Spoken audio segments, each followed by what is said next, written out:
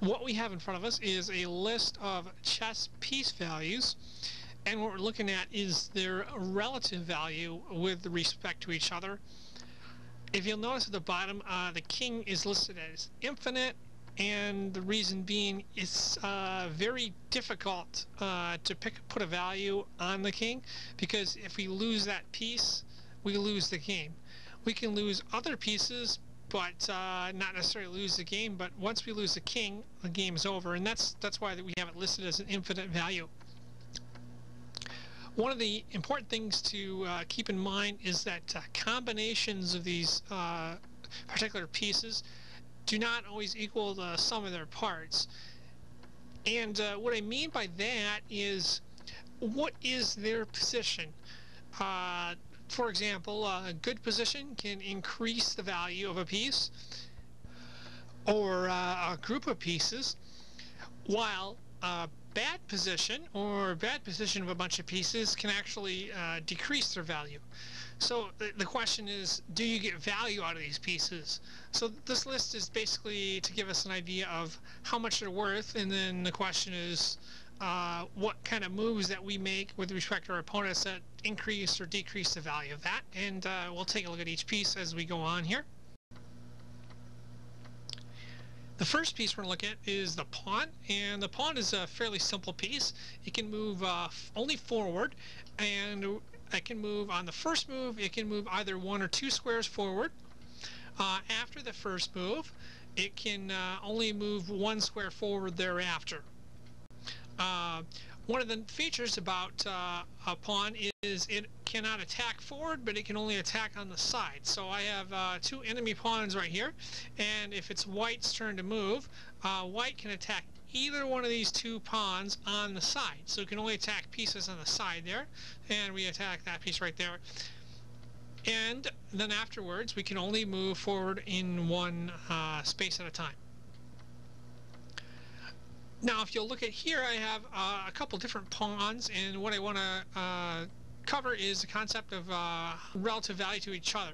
Now, if you'll notice this first pawn right here, its value is going to increase a lot, and that's assuming it's well defended, of course. Whereas if it gets to the last line there, you can promote it to another piece. You can promote it to a queen or any other piece that you choose to promote it to. So its value increases dramatically if you have a passed pawn, or the closer you get to promotion. Another thing we're looking at here is how the pawn's value is within a chain. And a lot of the value isn't so much attack value, but it's defensive value, in that you can reconfigure your pieces behind it and protect your more valuable pieces behind a chain of pawns, or set up a chain of pawns to protect your better pieces. Now we're going to take a look at one of the more interesting pieces, and that piece is the knight. And if you'll notice here, the knight has 8 possible moves, and one of the features it has that other pieces don't have is that it can jump over pieces, be it your own piece or your opponent's piece, to make a move. For example, here I have a bunch of pieces surrounding it, and none of these pieces have restricted the knight's ability to move. So we can just jump over and then jump back and then jump backward again. And so basically we can move in any direction. Now, knight move is typically L-shaped, and if we look at the left-hand corner, we can either go long L up or the short L to the side there. And once again, if we are in this area right here, the maximum number of moves a knight has is 8. If we move outside of the knight's center, the attack value is going to decrease. In this example I have right here, just moving it outside is decreased it to 6 potential moves, and if we were to move it in the corner or something, that number would drop to 2.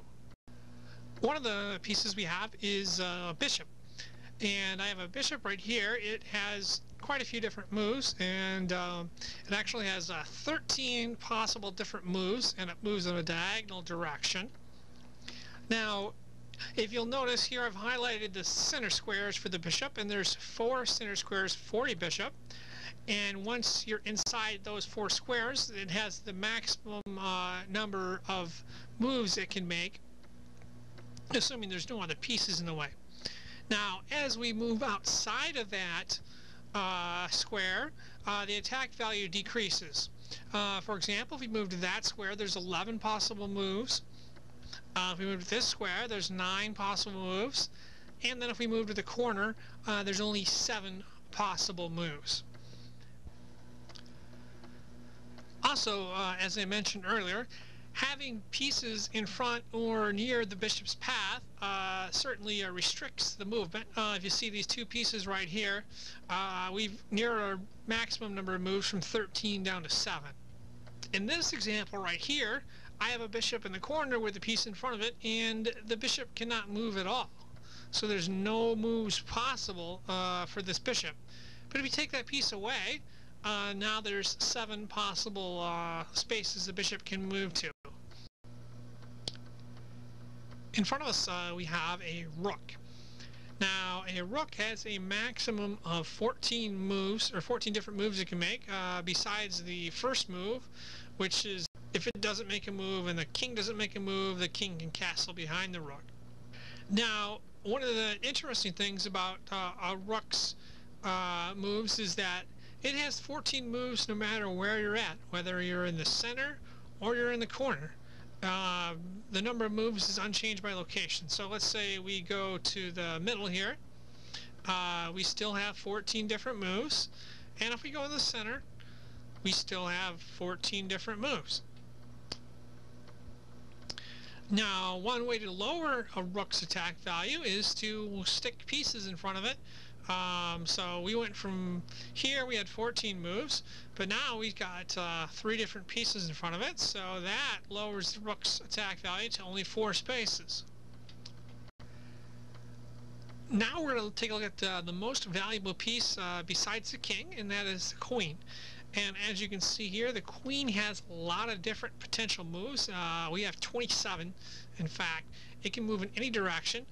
Basically, what a queen does is it merges the moves of a rook with the moves of a bishop. So you put those 2 together and you merge it, and that's how we get to 27 moves. Now, if you look here, we have the center, and that's where the queen gets the maximum number of moves. As we move outside of the center, the number of moves a queen can make decreases. So let's say we move to this piece, we got 25. If we move here, we got 23. And if we move to the side, we have 21 moves. If we are moving diagonally, the moves also decrease at the same way. So if we move to this spot, we got 25. We move closer to the corner, 23 possible moves. And if we get in the corner, we have 21 possible moves, 7 from the bishop abilities, and then 14 from the rook abilities. Now, if we stick some pieces in front of the queen, like these 3 pieces right here, these 3 pawns, that's actually going to cost the queen 10 potential moves. So we went from 27 to 17. The queen still can do quite a few moves even with these pieces in front of it compared to the other pieces. So the queen's a very valuable piece. A lot of good players or better players like to use it as like the backside of a battering ram, where they'll stick a rook in front of it and they can use the rook as a battering ram, or they'll stick a bishop in front of it and then use it as a battering ram, or even working with pawns or knights. You can combine the 2 pieces and get a lot of value out of the queen. Now let's take a look at the last piece, which is the king. Now the king is the most valuable piece, and that is because if you lose it, you lose the game. Now, if you'll notice here, the king has 8 potential moves, and it can move in any direction. And the king has actually a rather large center in which it can move 8 moves.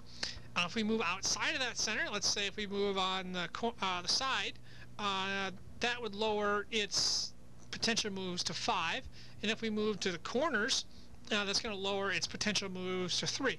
So king has 8 possible moves, but It's not usually used as an offensive piece until late in an end game or a tight end game where it's really close. Typically, early on, you want to protect that thing as much as possible because once you lose it, you get checkmated and you lose the game. In concluding, one of the things I'd like to point out is that the value of a knight and a pawn, but more specifically a knight in a closed game, is going to increase, and that is because they can jump other pieces where, as we've seen from the tutorial, the other pieces can't make those type of moves.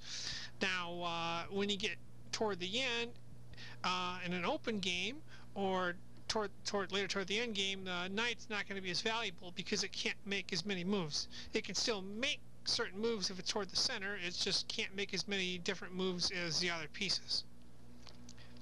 Which brings us to the other point, the converse point, where you got bishops, rooks, and queens. Their value in a closed game is going to be much less than it is in an open game, where they have a lot more possibilities and options.